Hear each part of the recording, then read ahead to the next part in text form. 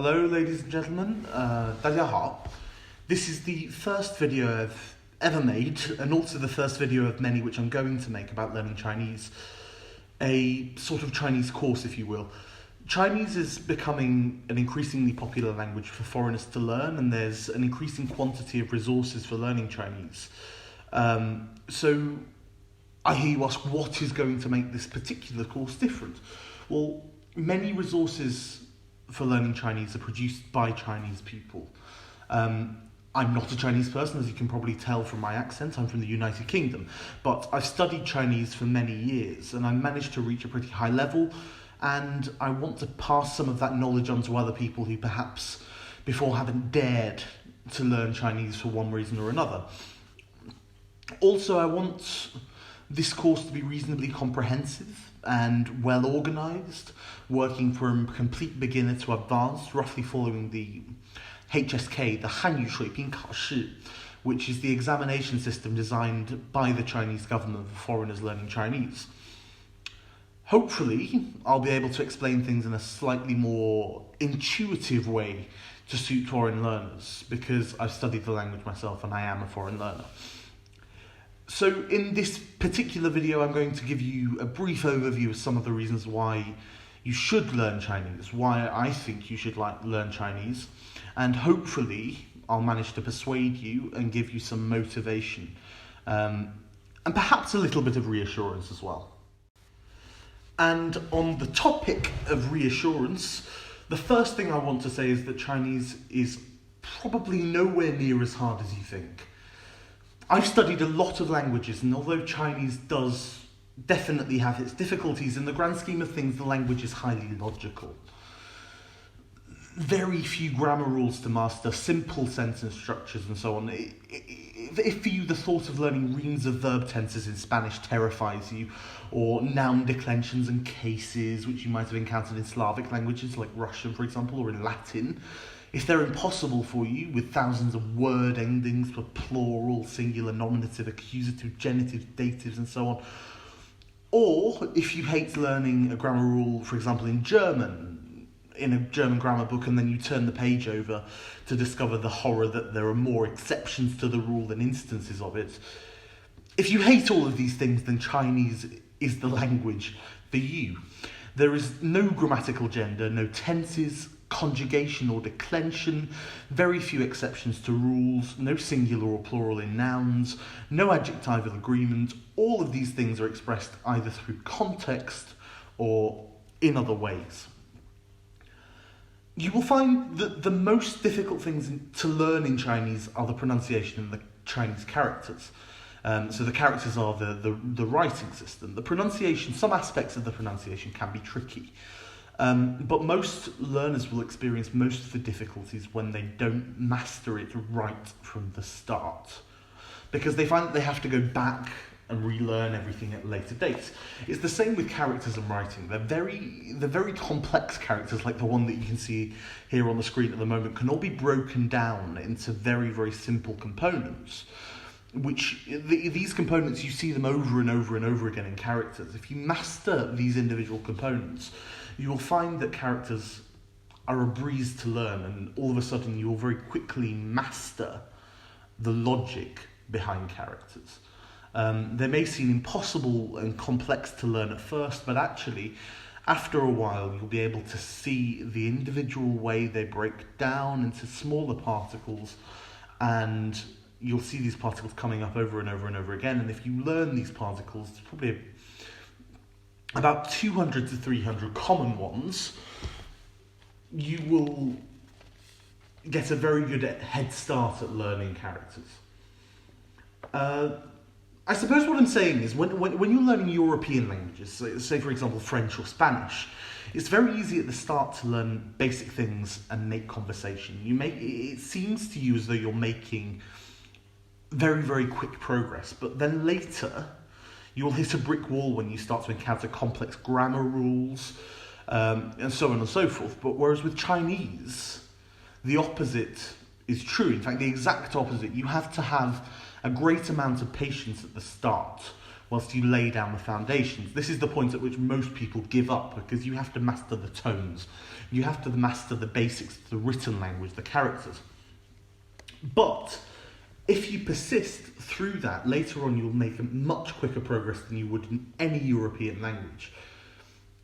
But I must emphasise, and a lot of people do try to come up with some sort of quick fix for learning a foreign language, particularly Chinese, you really, really mustn't try to skip the basics. It's absolutely vital that you learn them well from the start, from the very start, before moving on. You must learn accurate pronunciation of the tones. You must learn exactly how the romanization system, the way that Chinese is written down in Latin letters. You must learn exactly how that system works. Otherwise, later you'll have serious problems. Further down the line, you'll have to go back, and it'll be as though you're relearning everything you've ever learned before. And that's not a fun thing to do. So if you want another good reason to learn Chinese, China is the most populous country on the planet. Now, of course, that's a well-known fact. There are 1.4 billion people in China, and the vast majority of them will be able to speak some form of Mandarin, or at least understand Mandarin. Communication with those people nowadays is extremely important, but I suppose we'll talk a bit more about that later.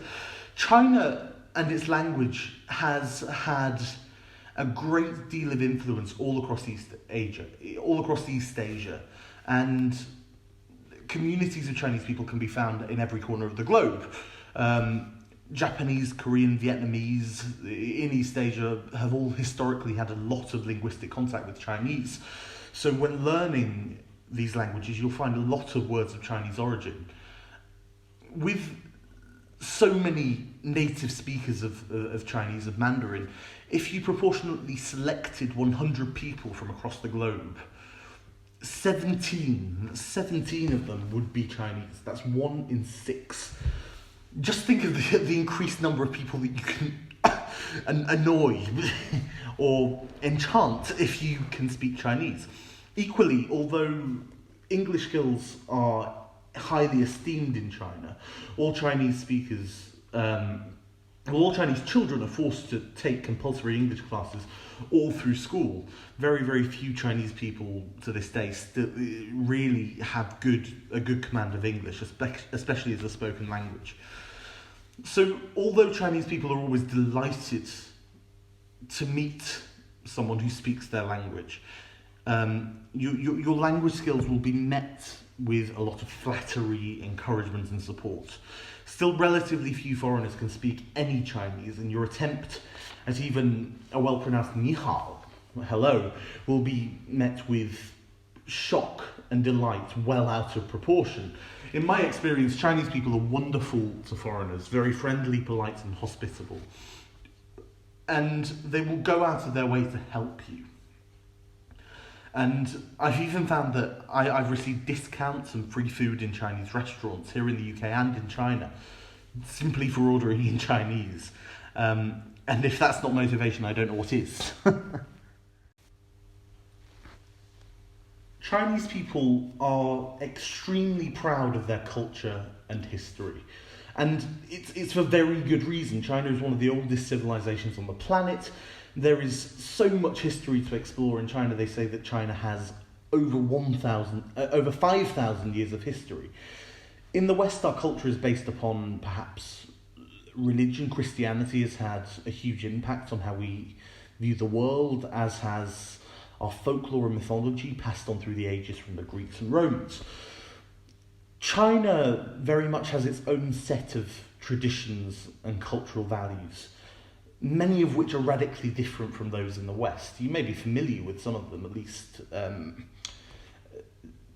You may have experienced and seen some of them. But China has always had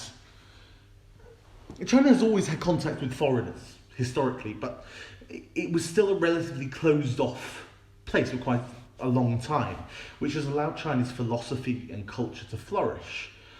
Chinese understanding of the West is sometimes quite limited, in the same way that many people's understanding of China is also quite limited. China really is a whole new world to explore, and I hope to cover at least the tip of the iceberg in these videos, but learning Chinese is the perfect way to explore this new way of looking at the world. It will undoubtedly open you up to a whole new set of ideas and concepts. Also, something that many people don't realise is that Chinese characters have existed for thousands of years. They're very, very ancient, and their meanings and the structures of the characters haven't changed for a very long time. So classical Chinese, the language of ancient China, the language, for example, of Confucius, is admittedly quite different from modern Chinese in terms of the structure of the language, the way the language is put together, the grammar. But Chinese is one of very few languages you can learn that will give you direct access to texts and writings written 3,000 years ago, because the form of the written language has actually changed so little that it's still possible to read and understand millennia-old texts with relative ease. And that's a pretty incredible thing, to be able to access texts from such a long time ago. You know, if we think about it, English didn't exist in any sort of recognisable form going back as little as 800 years. But with Chinese, you can go back so far and you can encounter all of this wisdom, all of this philosophy going back throughout the ages.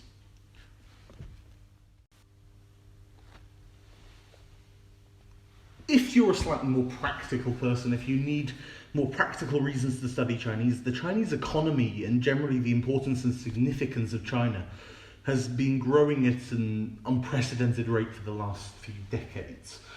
Despite the economy noticeably slowing down in the last few years, the Chinese economy is still set to overtake the American economy in the next year, in 2020, to become the strongest superpower in the world.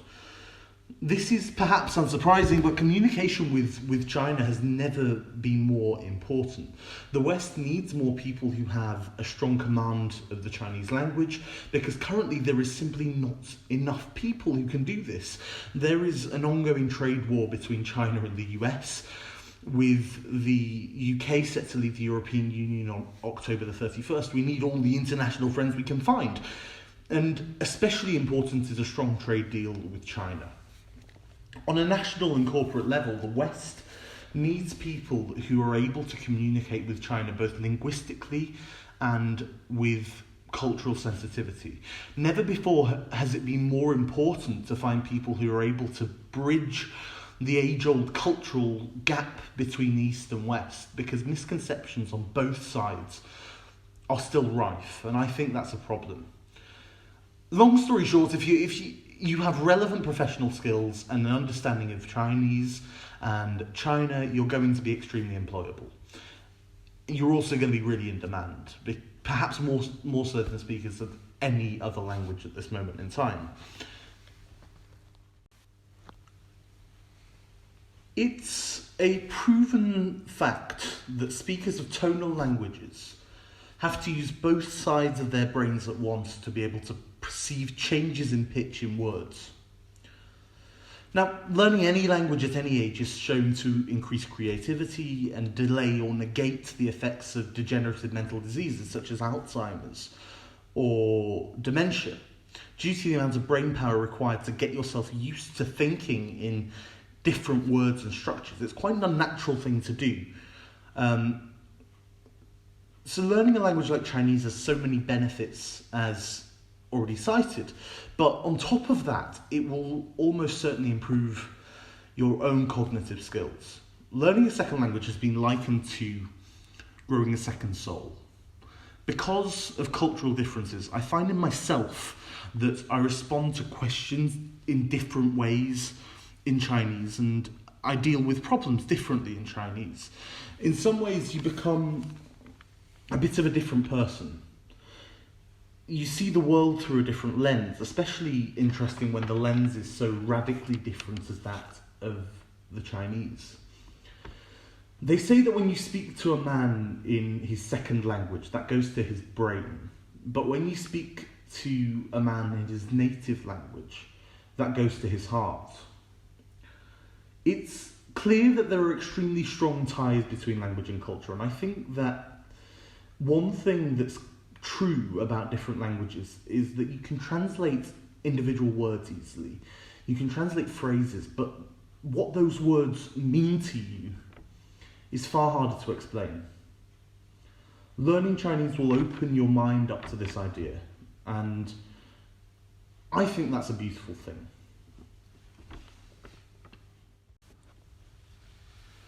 So I think that's just about the end of this one. If you enjoyed listening to me talk at you for a while, then perhaps you'll also enjoy the rest of the course. So consider subscribing. The age-old YouTube adage, leave a comment, and if you have any questions you'd like me to answer, and I'll try and get back to you, and recommend this channel to your friends. Encourage them to learn Chinese as well.